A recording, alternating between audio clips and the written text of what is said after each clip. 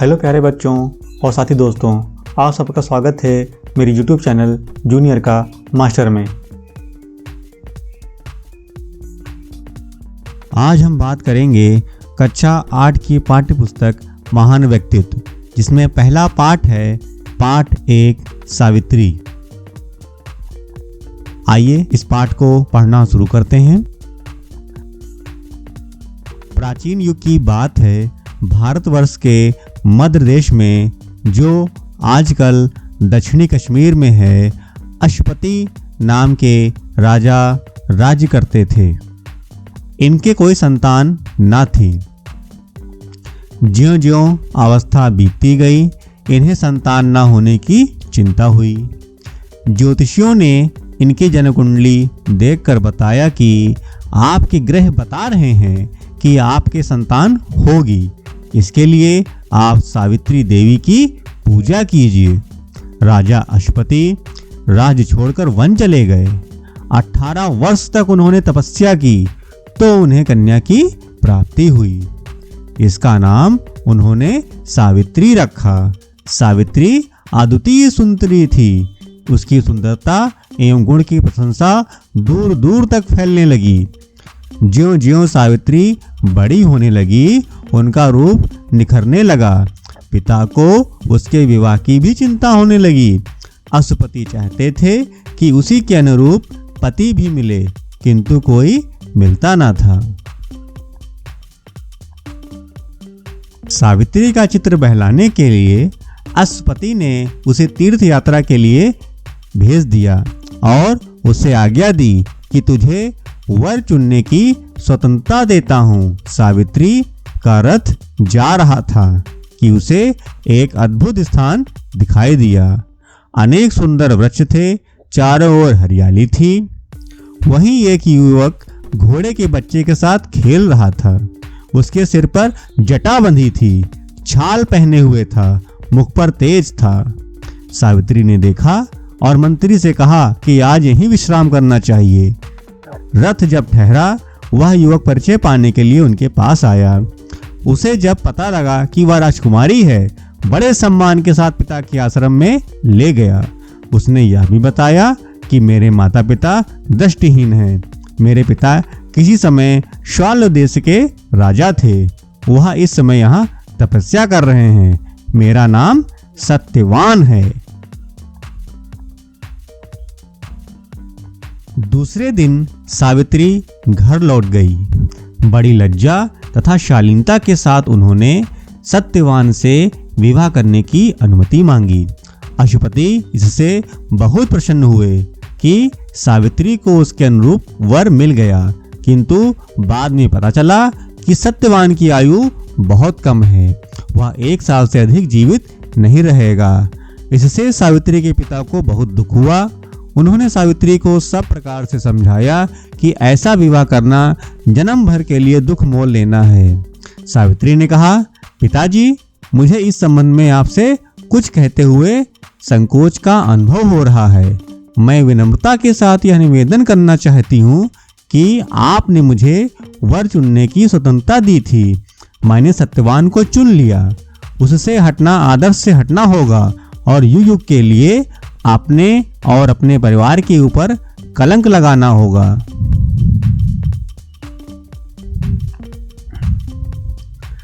अश्वपति निरुत्तर हो गए। उन्होंने विद्वानों को बुलाकर विचार किया। अंत में राजा अश्वपति सावित्री तथा और लोगों के साथ सत्यवान के पिता के आश्रम में विवाह करने के लिए पहुंचे। उन्होंने सत्यवान के पिता दयुत्मसेन के सामने सावित्री के विवाह का प्रस्ताव रखा। दयुत्मसेन ने पहले तो अस्वीकार कर दिया।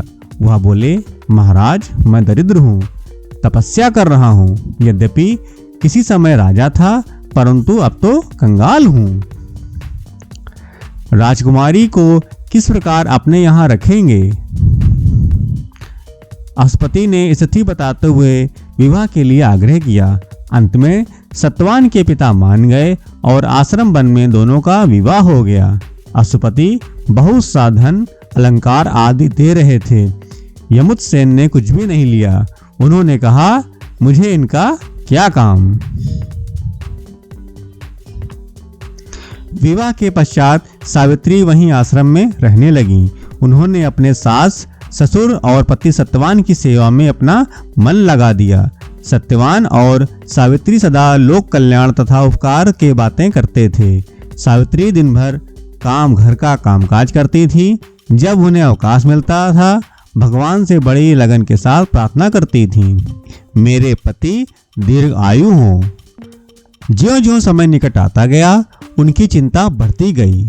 जब सत्यवान के जीवन के 3 दिन शेष रह गए, सावित्री ने भोजन भी छोड़ दिया और दिन रात प्रार्थना करने लगी।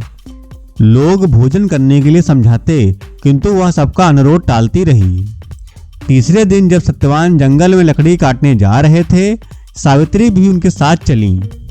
सत्यवान ने समझाया कि तुम 3 दिन से व्रती हो, तुम न चलो, किंतु वह नहीं मानी और सत्यवान के साथ वन चली गईं।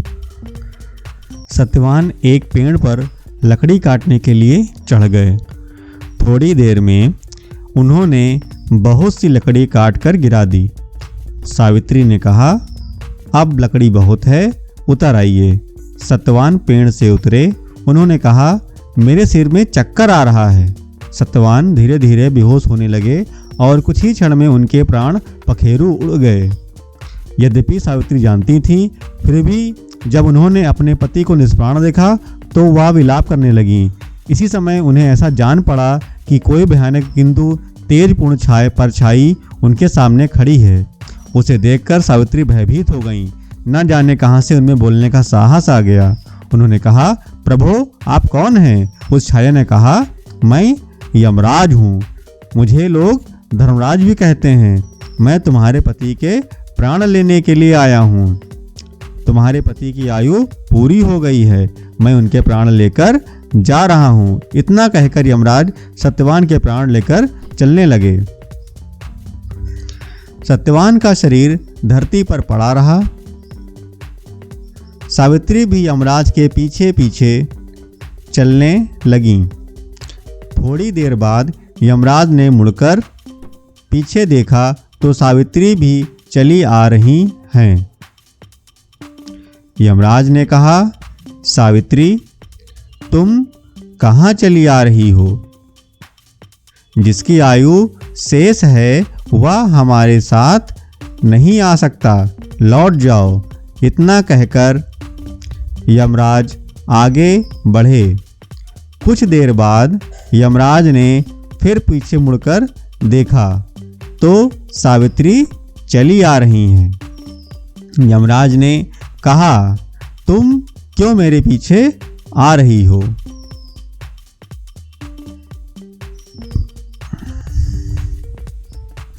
सावित्री बोली, महाराज मैं अपने पति को कैसे छोड़ सकती हूँ? यमराज ने कहा, जो ईश्वर का नियम है वह नहीं टल सकता।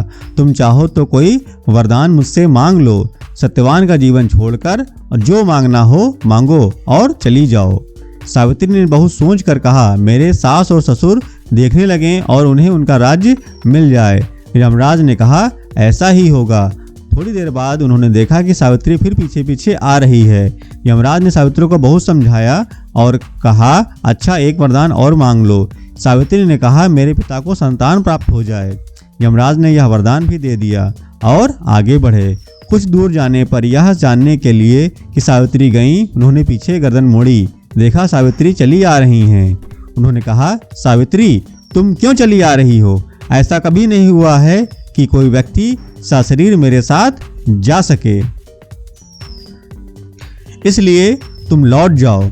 सावित्री ने कहा, मैं इन्हें छोड़कर नहीं जा सकती, शरीर का त्याग कर सकती हूँ। यमराज चकराए कि कैसी यह स्त्री है, इतनी दृढ़, कोई बात नहीं मानती, पता नहीं क्या करना चाहती है। उन्होंने कहा, अच्छा एक वरदान मुझसे और मांग लो और मेरा कहना मानो। भगवान की जो आज्ञा है उसके विरुद्ध जाना बेकार है। सावित्री ने कहा, महाराज आप यदि वरदान ही देना चाहते हैं तो यह वरदान दीजिए कि मुझे संतान प्राप्त हो जाए। यमराज ने कहा, ऐसा ही होगा। यमराज आगे बढ़े, किंतु कुछ ही दूर पर उन्हें ऐसा लगा कि वह लौटी नहीं। यमराज को क्रोध आ गया। उन्होंने कहा, तुम मेरा कहना नहीं मानती हो। सावित्री ने कहा, धर्मराज आप मुझे संतान प्राप्ति का आशीर्वाद दे चुके हैं और मेरे पति को अपने साथ लिए जा रहे हैं, यह कैसे संभव है?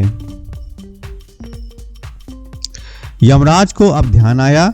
उन्होंने सत्यवान के प्राण छोड़ दिए और सावित्री की दृढ़ता और धर्म की प्रशंसा करते हुए चले गए।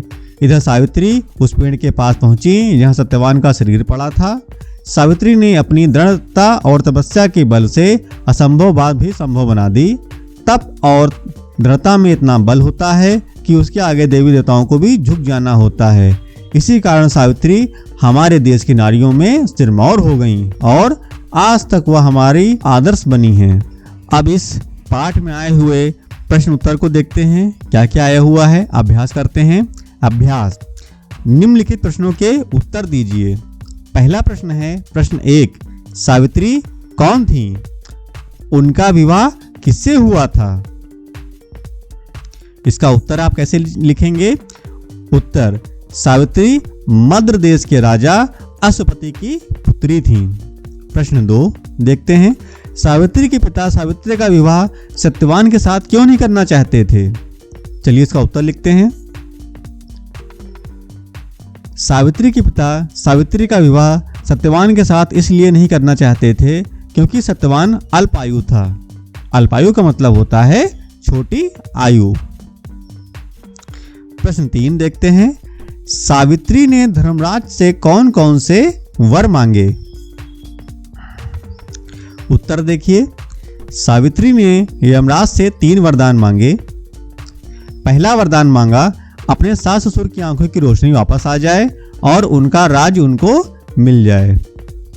दूसरा वरदान, सावित्री के पिता को संतान प्राप्त हो जाए। और तीसरा वरदान, सावित्री की संतान हो जाए। प्रश्न 4 देखिए क्या कहता है, यमराज ने सत्यवान के प्राण क्यों छोड़ दिए? चलिए इसका उत्तर लिखते हैं। यमराज ने सत्यवान के प्राण इसलिए छोड़ दिए क्योंकि सावित्री ने अपनी दृढ़ता और तपस्या के बल से असंभव बात संभव बना दी। अब प्रश्न 5 बहुत ही महत्वपूर्ण प्रश्न है किसी भी पाठ का, कि हमें किसी पाठ से क्या शिक्षा मिलती है। तो वैसे ही प्रश्न 5 में कहा गया है, इस कहानी से क्या शिक्षा मिलती है? उत्तर देखते हैं इसका। इस कहानी से हमें यह शिक्षा मिलती है कि यदि कोई काम दृढ़ता तथा तपस्या के साथ किया जाता है तो उसमें सफलता अवश्य मिलती है। इसी के साथ ये पाठ हमारा समाप्त हो रहा है। चलिए हम लोग अगले पाठ में मिलते हैं नेक्स्ट वीडियो में, जिसका नाम है भारतीय संस्कृति के अग्रदूत। मेरे चैनल को देखने के लिए धन्यवाद दोस्तों।